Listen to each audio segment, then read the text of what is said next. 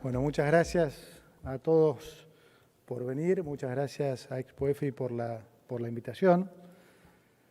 Ya explicó bastante y muy bien Esteban, pero vamos a hacer, digamos, una charla breve un poco para contarles esta etapa y para contarles un poco cuáles son también los desafíos a futuro, ¿no? Estamos, como dije hace un par de semanas, en lo que fue la tercera etapa de este proceso. La primera fue la eliminación del déficit fiscal. Y es importante remarcar que esta eliminación del déficit fiscal se hizo vía no suba de impuestos, sino vía la reducción del 30% en el nivel de gasto. Voy a explicar después por qué el énfasis en esto, ¿no? La etapa 2 fue la eliminación del déficit cuasi fiscal, ¿no? La eliminación de la emisión monetaria. ¿Cómo se hizo esto rápidamente? Fue mucho más importante en el programa de lo que se menciona. Fue, yo diría, un factor clave, porque, como explico siempre, podría haberse dado el caso que el país hubiera terminado en hiperinflación aún a pesar de haber ido a equilibrio fiscal, lo que hubiera sido devastador a nivel de sociedad para después hacerles entender que el verdadero problema argentino de los últimos 124 años había sido el déficit fiscal. Ahora, el overhang monetario era tan alto, ¿no? Había una demanda de dinero por el piso, previa a lo que es un proceso hiperinflacionario. Teníamos casi 4 bases monetarias en pasivos remunerados y no teníamos ningún recurso.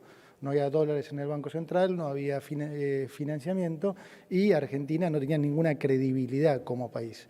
Entonces, ¿cómo se resolvió esto? Bueno, los primeros meses, entonces básicamente de diciembre a abril, se aplicó una tasa de interés real muy negativa que hizo que durante esos meses ese sobrante monetario solamente por ese efecto se redujera a la mitad, esencialmente. Y se combinó con una estrategia financiera que fue la emisión de este bono BOPREAL, que vino de alguna manera también a socorrer a las políticas monetarias y cambiarias. Por el lado cambiario, solucionando el problema de los importadores con los productores del exterior, restableciendo esa cadena que se había roto y que ya empezaba a generar desabastecimiento e hiperinflación, y también sirviendo como amortiguador para cualquier suba del tipo de cambio. Pero con respecto a lo monetario, también lo que se logró fue absorber, vía la venta de estos bonos, una base monetaria más. Entonces, esencialmente para mayo, ese sobrante monetario se había reducido tanto que pudimos volverlo a traspasar al Tesoro Nacional, que es donde realmente corresponde, porque ese déficit cuasi fiscal no es otra cosa que el déficit fiscal financiado con emisión. Entonces, al pasar ese sobrante ahora menor al Tesoro Nacional, terminamos con la emisión monetaria. Entonces digo, ¿por qué es importante remarcar esto? Por los resultados que se lograron con eso, ¿sí? No es una casualidad, entonces, que como consecuencia de estas dos cosas, la economía haya crecido un 6%, cuando miramos el estimador mensual de actividad económica de diciembre del 2023 a diciembre del 2024, la economía creció un 6%, a pesar de haber reducido el déficit fiscal en 5 puntos y el cuasi fiscal en 10. Recuerden que todo el mundo decía que si hacíamos esto iba a ser a costa de una brutal recesión. De vuelta, esto nos permitió que a la economía crecer un 6%, a los salarios reales subir casi un 15% y sacar 10 millones de personas de la pobreza. ¿Por qué es esto? Porque es el modelo exactamente inverso a lo que siempre hizo el kirchnerismo. Cuando se habla de ajuste, en realidad el ajuste es el modelo kirchnerista, ¿no? O sea, ¿qué hace ese modelo? Agranda el Estado. Para agrandar el Estado, ¿a quién le saca recursos? Al sector privado. ¿Cómo se lo saca? Subiendo impuestos, como eso no alcanza porque siguen teniendo déficit, es absorbiendo deuda, es decir, los bancos, en vez de prestarle al sector privado, ahora prefieren prestarle al sector público, dejar de actuar como bancos, y finalmente con emisión monetaria, que lo que hace es crear ese impuesto inflacionario que terminan pagando los más pobres, ¿sí? De ahí la desigualdad que se termina generando, ¿no? O sea, empresarios mucho más ricos, porque en realidad terminan conviviendo en un modelo de dólar alto, salarios en dólares miserables e industrias protegidas. Y la gente, digamos, mucho más pobre, ¿no? Clase baja a la cabeza y la clase media también.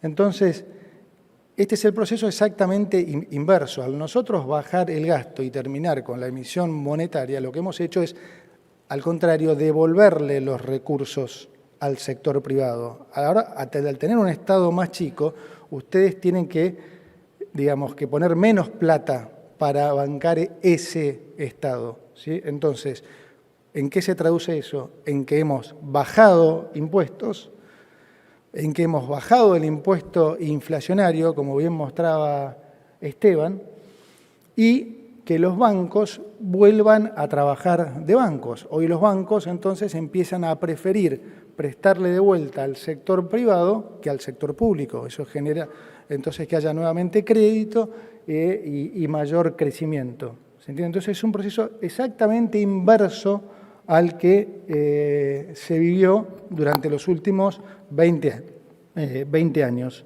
¿no? Y entonces entramos después en lo que fue la tercera etapa. Una vez que se hicieron esas dos cosas, quedaba pendiente lo que siempre quisimos hacer, que era la salida del cepo cambiario.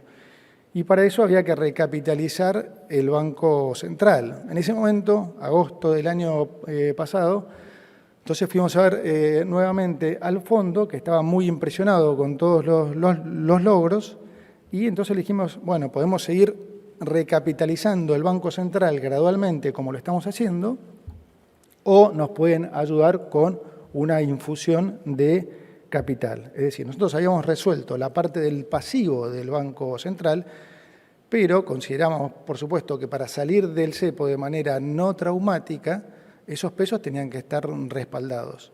Y si bien el Banco Central había comprado y estaba comprando récord de divisas, el hecho de estar sin financiamiento hacía que constantemente tuviéramos que estar gastando esos dólares que el Banco Central compraba, y entonces lo que se podía retener era mucho menor de lo que efectivamente el central compraba. Bueno, el fondo estuvo dispuesto a acompañar. Algunos se preguntarán, entonces, ¿por qué se tardó tanto tiempo desde agosto hasta abril? Y la realidad es que el esquema de bandas era algo que habíamos definido rápidamente en agosto del año pasado mismo. Incluso creo recordar que eran las mismas bandas que terminamos poniendo. Durante septiembre fuimos corriendo los diferentes modelos para ver cuál era el nivel óptimo de reservas que necesitábamos para garantizar, para respaldar el nivel de pasivos del Banco Central. Y rápidamente nos dimos cuenta que el número iba a ser una sorpresa para el fondo. Entonces, por octubre, cuando fuimos a verlo al fondo, efectivamente la sorpresa se convalidó y el tema se demoró. Por supuesto, porque esa negociación llevó tiempo, tuvimos que correr modelos del fondo también. Los modelos del fondo también daban que el nivel de reservas óptimo era en el entorno a los 20.000 millones de dólares. Y después se sumó una segunda negociación que también llevó más tiempo, que fue la de cuánto de eso tenía que ser el desembolso inicial, cosa que para nosotros también era clave. Y eso entonces prolongó la negociación todavía más. O sea que nada tuvo que ver con ningún tipo de especulación. Si hubiéramos podido terminar para fin del año anterior, lo hubiéramos hecho. Si hubiéramos pedido un monto menor, probablemente también, pero no hubiera sido lo ideal. Y creo que con la salida del cepo me parece que se mostró que fue lo correcto, ¿no? Porque, como vimos, no hubo ningún estrés y, de hecho, el dólar libre está tendiendo a converger a lo que era el dólar oficial. Entonces, es muy importante entender también esta secuencia, porque muchos también lo relacionan con el concepto de, bueno, también se salió en su momento del cepo con Macri, pero después hubo que volver a ponerlo, pero también ahí voy a hacer la diferenciación. La secuencia es la inversa, digamos, en aquel caso se salió primero del cepo cambiario y se salió exitosamente porque había mucha expectativa, se generó mucha, expectativa positiva, pero no se había resuelto los problemas macro, ¿sí? Entonces, el enfoque nuestro fue exactamente inverso. Primero resolvimos los problemas macro, primero resolvimos el problema fiscal, después resolvimos el problema cuasi fiscal y después, entonces, capitalizamos al Banco Central. Y eso nos permitió hacer un acuerdo realmente mucho más sólido, un acuerdo único en el sentido de, no solo único para Argentina, sino que no es un acuerdo normal del fondo. El fondo normalmente presta plata para financiar esa transición hacia el orden macro. Nosotros el orden macro fue lo primero que hicimos y de vuelta eso nos permitió un acuerdo, yo diría atípico, al punto que, voy a contar alguna infidencia de las últimas reuniones del G20 y del fondo. En la reunión con el fondo, con Cristalina, con Guita, todos, ellos mismos nos decían, nunca nos pasó de que nos llame tanta gente de todo el rubro, o sea, los mejores académicos, gente de mercado y demás, para felicitarnos por el armado de este programa. Nunca. Ayer el presidente mandó al chat de gabinete también una entrevista a Sebastián Edwards. Sebastián Edwards es un muy reconocido economista chileno, profesor de la UCLA, pero lejos de liberal, yo creo que Sebastián está más identificado con la centroizquierda. Y él dice en la entrevista mismo que realmente el diseño de este acuerdo era fenomenal y que estaba muy optimista porque realmente veía que ahora Argentina realmente podía, a nivel económico, qué buena frase simpática, de poder ser la potencia que es en fútbol. O sea, este acuerdo no tiene nada que ver con los otros 22 acuerdos que ha firmado Argentina o de vuelta con otros acuerdos que haya hecho el fondo con otros países. Es importante que entiendan esto porque, digamos, la comunicación ha pasado a ser un gran desafío, porque los argentinos venimos de tantas décadas de frustraciones que es medio inevitable siempre pensar que y acá algo mal, seguramente algo malo va a pasar, o hay algunos que todavía siguen pensando o escuchando a algunos que le dicen no, pero el dólar y demás. Estamos en una situación que, insistimos nosotros, no hemos visto nunca, que no han visto nunca ustedes, no han visto nunca nuestros padres ni nuestros abuelos. Es importante que se entienda eso de una vez por todas, porque Argentina va a salir igual, pero cuanto más rápido nosotros podamos hacerles entender esto a ustedes, a los comerciantes y demás, más rápido y más fuerte vamos a salir. Vamos a evitar cosas como cuando salimos del cepo, que algunos inmediatamente por las dudas subieron precio, como dice el gran Fede Furiase, eso antes pagaba, porque digamos, ese por las dudas en Argentina pagaba, ahora no paga que hagas eso. De hecho, la mayoría tuvo que retrotraer los precios, porque haces eso y te quedás fuera de mercado. Es decir, estamos en otra Argentina, en una Argentina donde los precios pueden incluso bajar. Ya no solo hoy ya no tiene sentido, digamos, económico que haya inflación. La inflación va a colapsar, es un tema de tiempo. Los precios incluso pueden bajar. Venía escuchando al presidente de YPF anunciar que este mes baja la nafta un 4%. Y eso puede pasar con muchos precios. La indumentaria va a bajar y mucho, los autos van a seguir bajando. Hay algunos servicios que van a bajar también. Sáquense de la cabeza el chip de que, Argentina es lo mismo de siempre. Este es un cambio fundamental que no hemos visto nunca, ninguno, y es importante que cambiemos la cabeza en eso. O sea, la baja del costo argentino no viene más por devaluaciones, como típicamente hemos visto. La baja del costo argentino va a venir dado por 4 factores. 3 que tienen que ver con nosotros, 1 que tiene que ver con el sector privado. ¿Nosotros qué tenemos que hacer? Seguir bajando impuestos, seguir desregulando y abrir la competencia. ¿Sí? Y desde el sector privado, ¿qué hay que volver a hacer? Algo que no se hace también hace mucho tiempo, que es volver a invertir. En Argentina, no ha habido inversión por muchísimos años. Y eso es porque, al contrario de lo que pregona el kirchnerismo, lo único que ha hecho es fomentar el negocio financiero. Durante los últimos 20 años era más importante entender qué iba a pasar en lo financiero que en los propios negocios de las industrias. Era más importante el manejo de la plata que el de la propia industria. Era más importante tener un contacto en el gobierno para poder comprar dólares a una tercera parte de lo que valía que otra cosa. Ahora hay que concentrarse en volver a ser eficiente y en entender que los retornos de las diferentes industrias no pueden ser los de la Argentina pasada, porque el nivel de riesgo ya es otro. Hoy Argentina es uno de los 5 mejores alumnos del mundo. Les vuelvo a decir, ojalá hubieran podido venir todos a Washington. Argentina es hoy ejemplo de lo que hay que hacer. Hemos pasado en 16 meses de ser ejemplo del desastre, de lo que no hay que hacer, a ser el ejemplo de lo que hay que hacer. No lo digo yo, lo dijo el secretario del Tesoro de los Estados Unidos, ¿sí? Dijo, vamos a ayudar a Argentina en caso que tenga alguna necesidad, porque está haciendo lo que hay que hacer.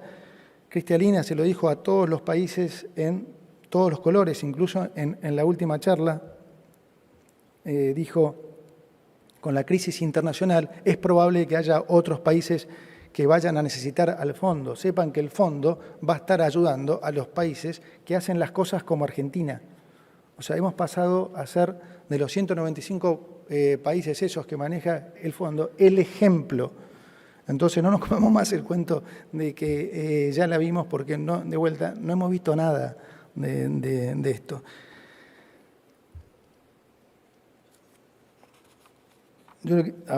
Terminó un poco, terminó la época, yo diría, del dólar. Ahora paso a ese tema también. Se terminó la época del dólar, de la Argentina regalada en dólares. La contracara de una Argentina regalada en dólares es un país que le va pésimo, ¿sí? No es una casualidad que cuanto más regalada Argentina estuvo en dólares fue a fin del gobierno anterior, y nosotros heredamos la peor situación económica de la historia. Es la contracara de eso. No queremos eso. Nosotros queremos un país donde los salarios en dólares sean razonables, donde no se asombre la gente porque alguien de clase media va a veranear a Brasil. Es de locos esto. O sea, ya de vuelta, no es solo el daño económico que se ha hecho, sino es el daño psicológico. O sea, ahora resulta que es una cosa, es un lujo que un argentino de clase media veranee en Brasil, que es un país vecino. O sea, lo lógico sería que pueda veranear en Brasil o en Europa, si quiere, o en Estados Unidos. Vamos a un esquema de vuelta absolutamente diferente, donde lo importante va a ser, insisto, la eficiencia, y lo importante de nuestro lado va a ser continuar reduciendo el tamaño del Estado, porque eso va a ser, entonces, que le devolvamos cada vez más y más recursos al sector privado, que es lo que estamos haciendo. Y como dice siempre el presidente, en un sistema de recursos escasos, está claro que el sector privado administra esos recursos mucho mejor que el sector público, que es mediocre, que es burocrático y que es corrupto, esencialmente. Entonces, insisto, no es una casualidad que después de todo lo que hicimos, no hay nada de casualidad en economía, es todo causalidad. Entonces, no es una casualidad que con todo esto que hemos hecho, la economía haya crecido. Es consecuencia justamente de que le estamos devolviendo los recursos a ustedes, al sector privado.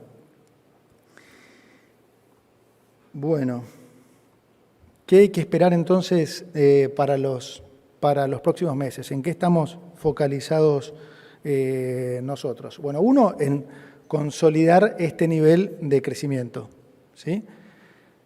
E incluso incrementarlo, porque esta es una economía que está hoy preparada para crecer incluso más del 6%. Hoy tenemos un muy buen auto. Imagínense como que la economía es un auto, ¿sí? Y si tenés, digamos, buenos fundamentals económicos, tenés un buen auto. Si vos tenés un buen ancla fiscal, tenés un buen motor, tenés un auto que anda bien. ¿Qué pasa típicamente? Y ahora imagínense que el nivel de monetización, el nivel de la cantidad de dinero, es el combustible. Nosotros hoy tenemos el desafío de remonetizar la economía más, porque está en un nivel de monetización muy bajo, de poco menos de la mitad de lo que es normalmente, pero hoy tenemos un muy buen auto, ¿sí? Un muy buen auto. Comparando de vuelta con la época kirchnerista, en el kirchnerismo los fundamentals son tan malos que es como que tenemos un muy mal auto, con un motor que no anda. ¿Y el kirchnerismo qué hace? Y le tira nafta, y le tira nafta. Emite, le tira nafta, le tira nafta. Y el problema no es la nafta, el problema es que el auto no anda. Entonces se llena de nafta y olor a nafta por todos lados, nadie se quiere acercar al auto, si hay una chispita, la economía o el auto explota, ¿sí?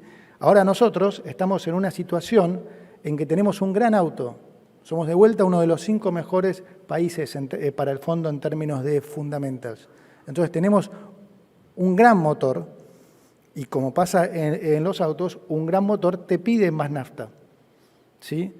Y nosotros, por el contrario, por el diseño de nuestra política, estamos sacando nafta. Nosotros retiramos pesos por superávit, vamos a retirar más pesos con la emisión de este bono de Bopreal para dividendos. Entonces nosotros necesitamos que la economía se remonetice para que el nivel de crecimiento se mantenga o suba. Entonces, por eso la última medida que han escuchado de las utilidades del Banco Central, ¿sí? Pasando a lo que van a ser reservas en pesos del Tesoro en el Banco Central. Hago 2 aclaraciones de esta medida para que se entienda bien. Una son utilidades genuinas del Banco Central, no como antes, que las lograban valuando las letras intransferibles no a valor de mercado, sino a 100 y generando ganancia vía devaluación. Estas son ganancias genuinas del Banco Central, producto de la baja del riesgo país. Y segundo, nosotros no vamos a usar esa plata para financiar gasto. Vamos a usar esa plata para tenerlas como reservas para poder cancelar deuda en el caso de que los bancos no hagan 100% de refinanciamiento de la deuda en pesos porque están más inclinados a prestarle ahora al sector privado. Entonces, por un lado, cancelamos deuda y remonetizamos la economía en el momento en que lo necesita. Y también nos vamos a focalizar en lo que es la remonetización en dólares. A nosotros no nos importa si la remonetización se produce en pesos o en dólares. Estamos en competencia de monedas.